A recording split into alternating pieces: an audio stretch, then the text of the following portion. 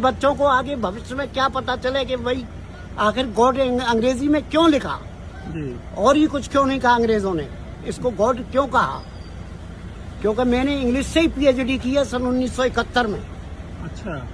उसके बाद में एनडीए में टीचर भी रहा हूँ 3 साल, नेशनल डिफेंस एकेडमी खड़कवासला।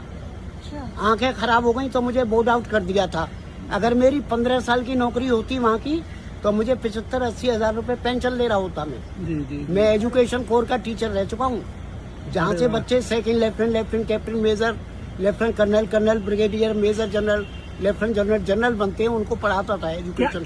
क्या शुभ नाम लिखते हैं आप? मैं डॉक्टर संतोष गोयल। अच्छा, तो यहीं आगरा में रहते हैं? नहीं, यहाँ आगरा में ऐसा है कि ये नगलापदी है एक, जी। तो वहीं पे एक मंदिर है, उसमें मैं सोता बैठता हूँ। अच्छा। और बच्चे आ जाते हैं उनको अभी भी गाइड करता हूँ मैं एमए वालों को। अच्छा। हेमले